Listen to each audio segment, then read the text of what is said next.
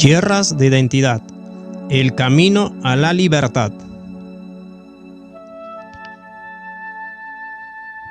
Sección 2. Un destino. La identidad recuperada. Capítulo 10. Rompiendo las cadenas de Duracell.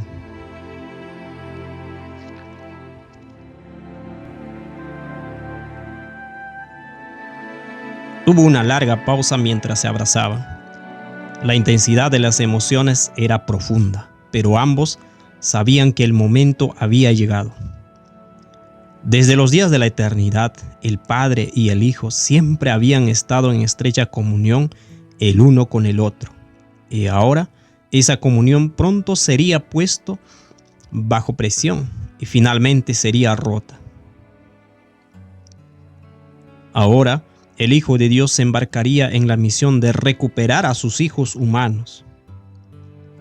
Tanto el Padre como el Hijo comprendían los riesgos y el precio que todo eso implicaba, pero el amor los impulsó a seguir adelante. Durante un breve momento, el Padre y el Hijo contemplaron el futuro y con ojos proféticos vieron el desarrollo de la misión, el desprecio, el rechazo, el odio, los escupitajos, las patadas, los latigazos y los clavos. Todo palideció hasta esfumarse en comparación con aquel horrendo momento en el tiempo cuando el cielo y la tierra permanecerían inmóviles y contemplarían la separación entre el Padre y el Hijo.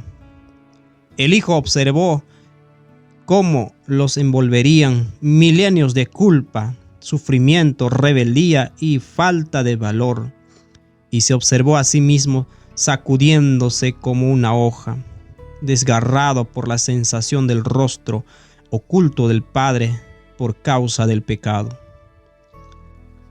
El Padre estuvo con su Hijo en la oscuridad, pero es el Hijo quien llevó nuestro sentido de abandono hacia los horrores de la muerte.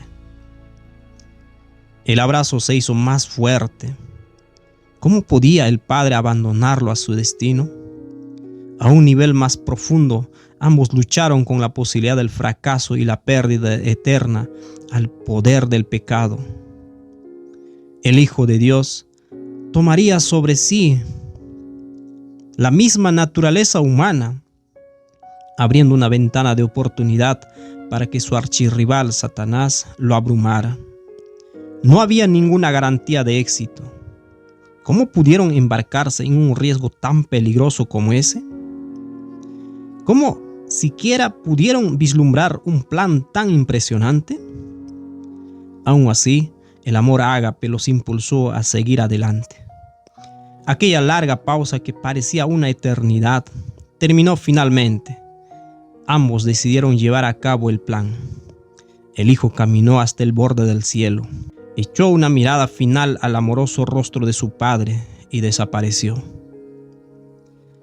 En el capítulo 6 examinamos la larga y desafiante lista de las cosas con las cuales Dios necesitaría tratar si habría de salvar a sus hijos en la tierra.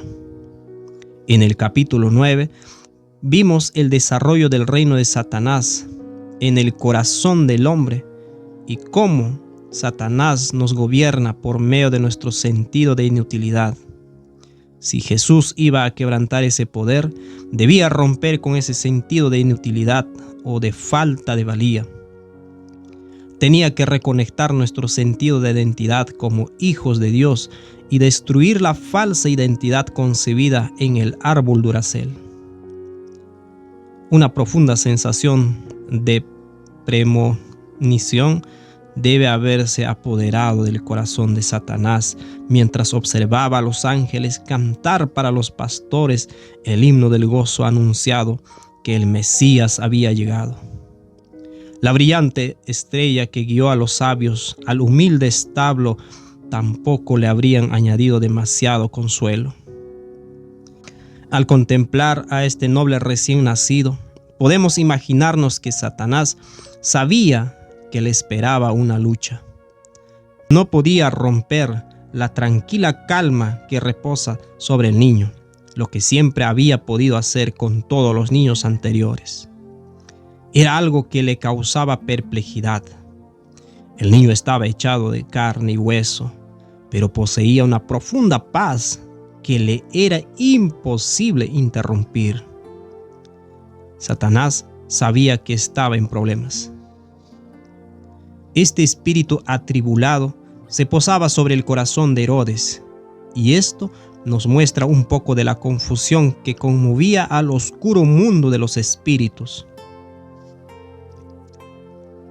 El profundo sentido de inseguridad que controlaba a Herodes hizo que fuera fácil presa de la campaña repentina y pavorosa de Satanás contra el reino de los cielos. La intención era sacar al hijo del partido antes de que comenzara la verdadera batalla. Pero el niño rey no perdió su paz ni su confianza. La providencia proporcionó una vía de escape para él, para que pudiera revelar la verdad acerca de su padre, al exponer al gobernante de las tinieblas y al romper en carne humana las cadenas de inseguridad que esclavizaban a la condenada raza humana. La vida de Jesús puede resumirse en las siguientes palabras: El que me envió conmigo está, no me ha dejado solo el Padre, porque yo hago siempre lo que le agrada. Juan 8:29. No importaba lo que Satanás hiciera, no pudo romper aquel sentido de dignidad y confianza. Cristo se aferró a su condición de hijo con una tenacidad que hasta asombró al príncipe de las tinieblas. Satanás debió haberse enfurecido por los inútiles esfuerzos de hacer que Cristo pecara. Por fin hubo alguien que pudo resistir a Satanás. Después de 4000 años de éxito con cada ser humano, Satanás se estrelló contra la sólida roca de un alma humana que confía en su condición de hijo de Dios. La condición de hijo fue la clave de la victoria. La condición de hijo era la más segura fortificación contra aquel torrente de indignidad que ahogaba a la raza humana, y por lo tanto, la condición de hijo debía ser el punto focal del conflicto entre Cristo y su agresor. El pueblo de Nazaret palpitaba de emoción. La noticia del Bautista se difundió rápidamente. El precursor del Mesías había venido, y al llegar el mensaje al humilde taller de carpintería, Jesús supo que el momento de glorificar a su Padre había llegado.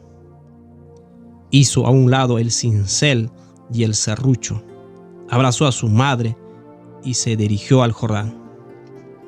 Jesús confiaba en su condición de hijo, pero el conflicto que se avecinaba en el desierto lo sometería a prueba como ningún hombre había sido probado antes. Las puertas del dolor humano se le abrirían como un dique que se desborda. Jesús debía enfrentar todas las fuerzas de la indignidad humana y permanecer firme. Si podía permanecer firme, entonces por primera vez alguien habría roto las cadenas de Duracell. Los despojos de esta victoria se convertirían en la herencia de aquellos que creen en él. La batalla en el desierto fue fundamental para la obra de la cruz. ¿De qué sirve la oferta del perdón si el alma humana no puede romper las cadenas de su insignificancia? ¿De qué sirve la más hermosa revelación de amor si ningún hombre, mujer o niño tiene el poder de aceptar ese don? No sirve de nada.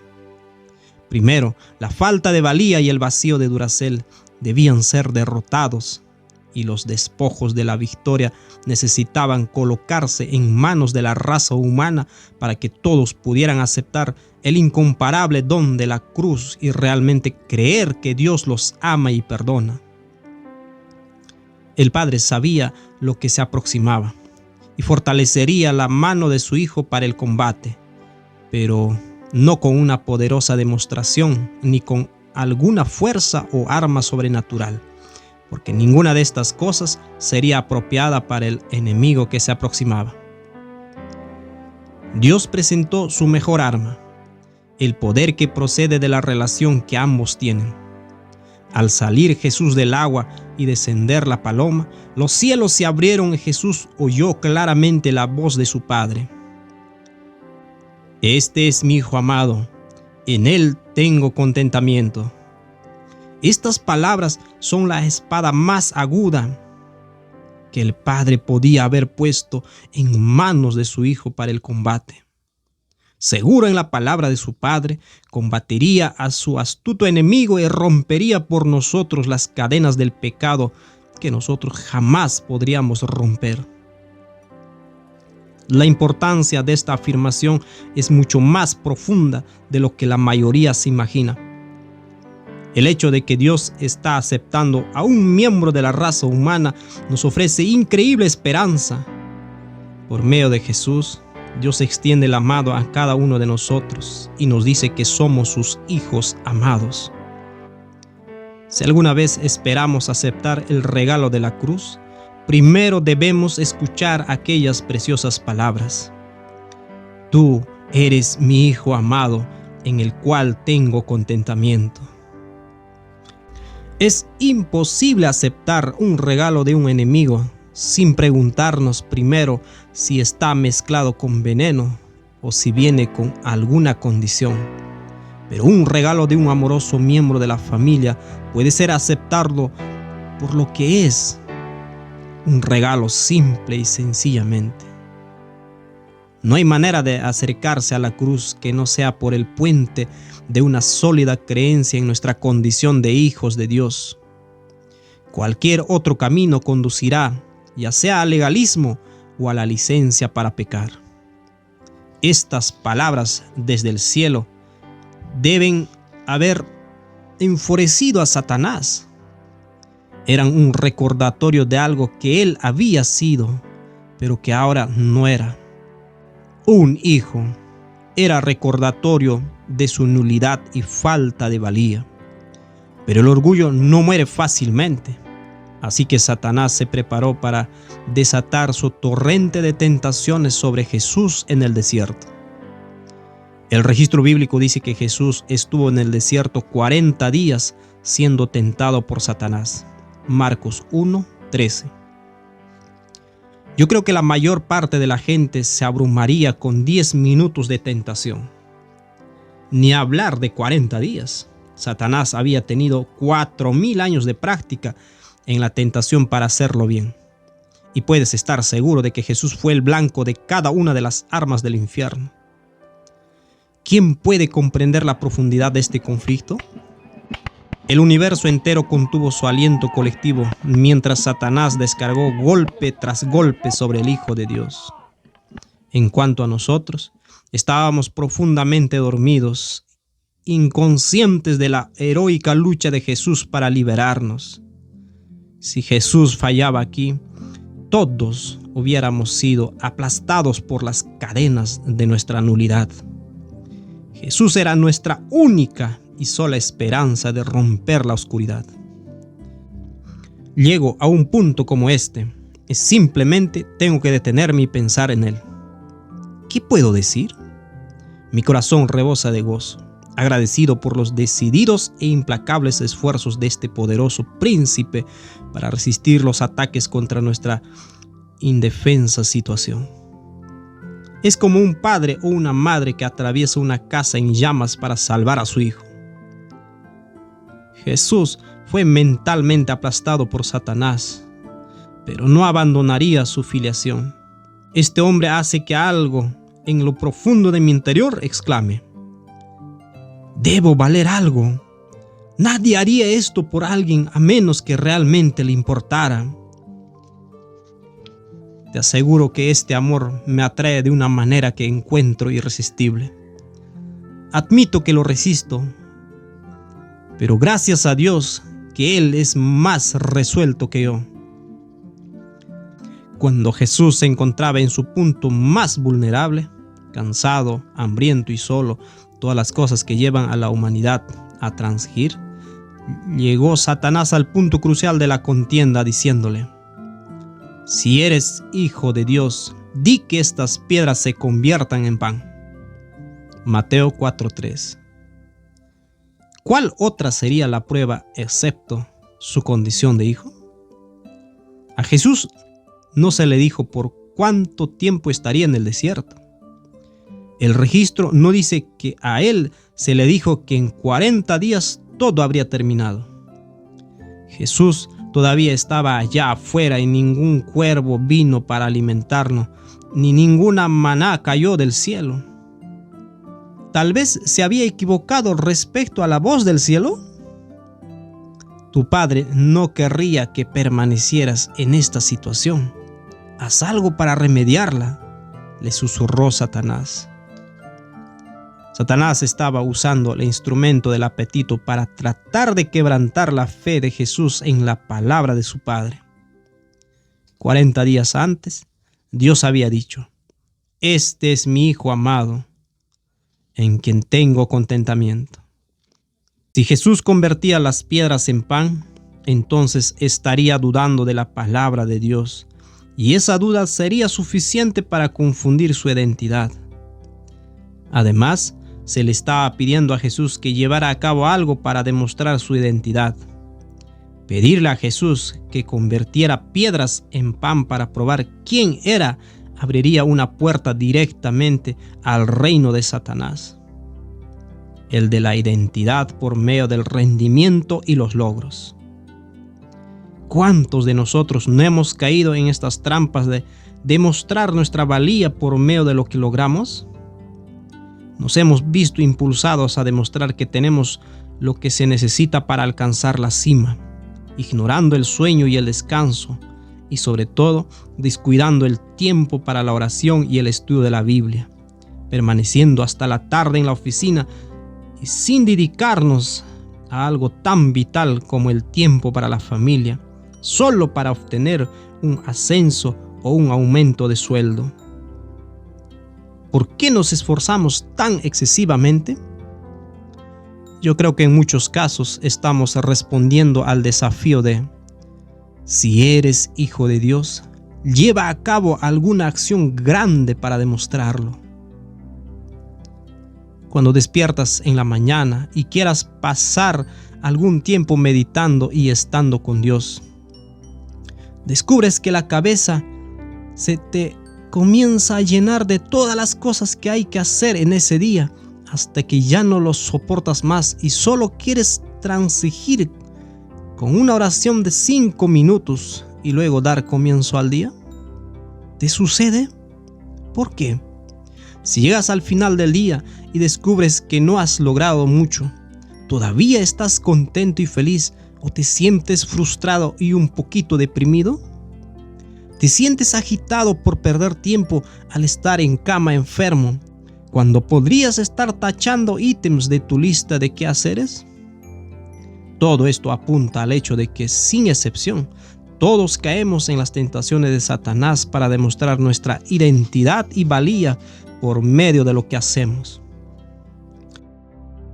Debido al hecho de que en lo profundo de nuestro ser llevamos ese factor de inseguridad que se nos transmitió por Adán y Eva, somos blancos fáciles para la necesidad de crear hojas de higuera espirituales y mentales para cubrirnos.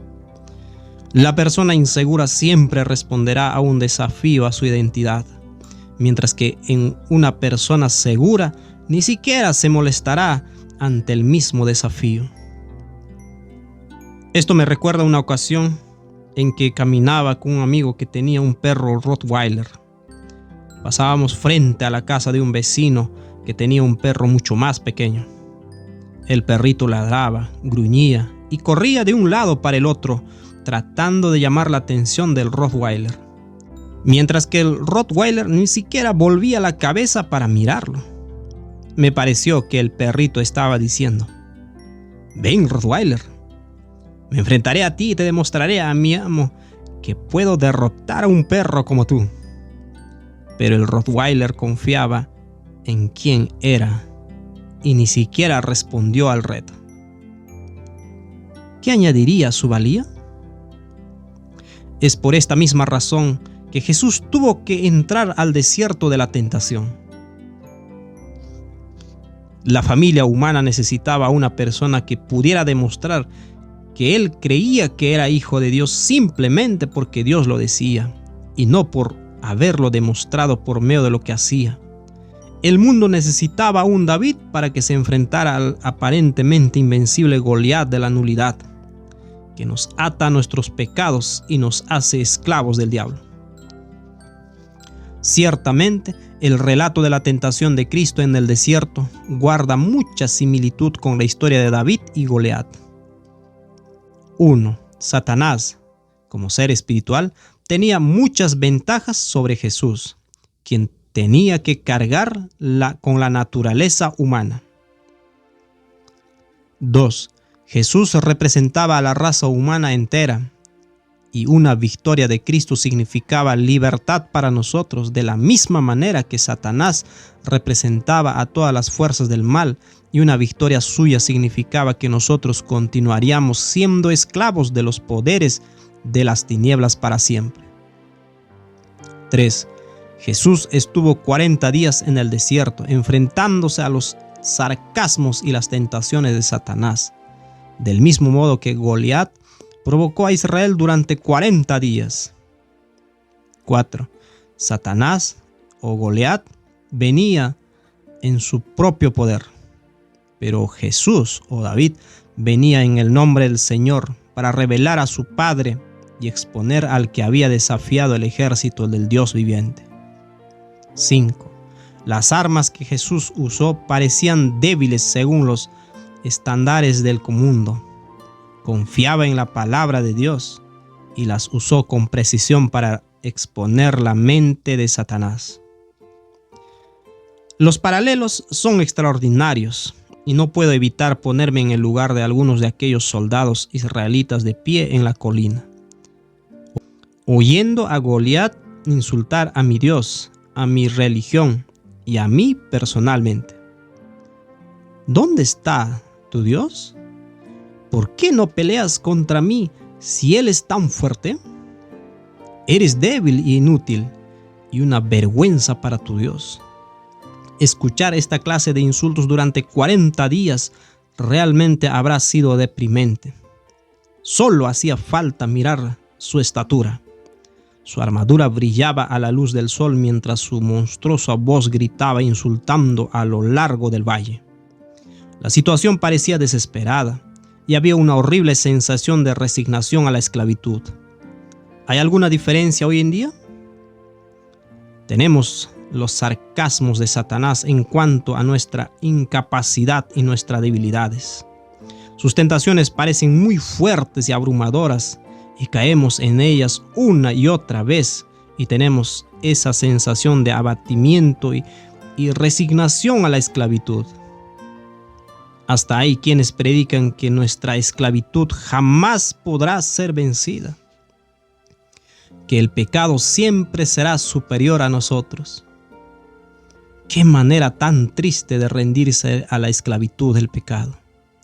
El Hijo de David está en nuestro campamento y Él nos ha emancipado de las cadenas del diablo. Su victoria en el desierto de la tentación es una victoria para la familia humana entera. Puedes elegir pensar que todavía tienes que enfrentar a tu Goliat, o puedes observar asombrado desde la colina mientras Jesús corta la cabeza de tu tentación. Si crees que ya tienes la victoria gracias a Jesús, en lugar de simplemente desear que Él te libre, habrás encontrado el punto culminante mismo de la fe. Me alegro inmensamente de que el Hijo de David me ha librado del poder de la falta de valía. Ha quitado el corazón de mi rebelión y mi orgullo. Ha colocado mis pies sobre la sólida roca de la identidad como hijos de Dios. Él ha enfrentado mis dudas personalmente y las ha derrotado por medio de la fe en la palabra de nuestro Padre. Canten y regocíjense conmigo, hijos de Dios. Jesús ha roto las cadenas de Duracell y nos ha hecho aceptos en el amado.